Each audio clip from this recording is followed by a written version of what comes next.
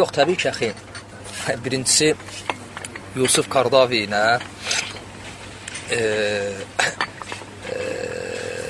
Şə'ravini və qeyrisini İmam Nəvəvi ilə İbn Həcərini müqayisə eləmək, birinci müqayisə eləmək batildir. Aydındır. Və lakin söhbət bu əşariliyə gəldiydi isə, İbn Həcərin, İmam Nəvəvinin əşarili nədə idi? Nədə idi? Mən bayaqları qeyd elədim ki, hətta İmam Nəvəvinin əşari olmasını inkar edən bəzi alimlər var. Hətta bu arada müstəqil kitablar yazanlar var ki, Nəvəvi əşari olub, yoxsa sələfi. Onlar əslində, əxi, elmi yöndən, onların elmi mənhəci hədis əhlinin mənhəci idi.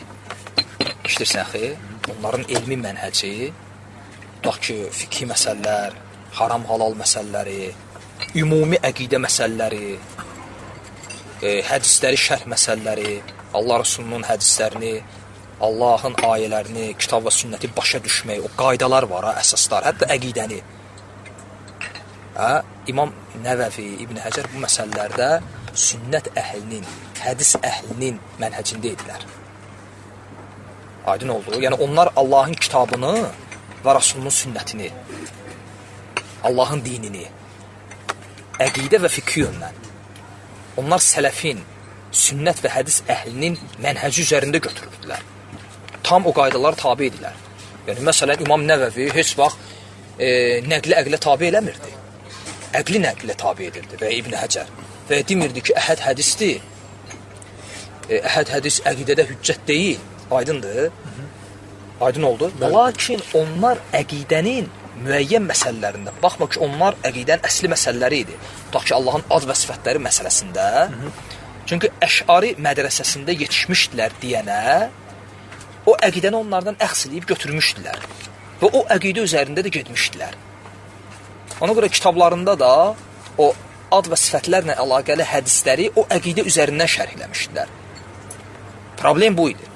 Və lakin adlarını çəkdiyin Şə'ravi olsun, Yusuf Qardavi olsun, onlar Allahın dinini fikhi yöndən, əqidə yönündən başa düşmədə, şərh eləmədə, Quran ayələrini, Allah Rasulunun sünnətini götürmədə, onlar hədis əhlinin, sünnət əhlinin, sələfin mənhəci üzərində deyirlər.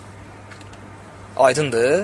Qaydadan söhbət gedir. Əsl, fundament, onlar, yəni, o şeylə müqayisə edə bilmərsən. Yəni, biz, əgər Yusuf Qardavi dini başa düşmədə, o fəhm ki var, sələfin fəhmində olsaydı, lakin müəyyən məsələlərdə, bəli, əsma və sifətlərdə xəta eləsəydi, biz qiyas edərdik İbn Həcərə.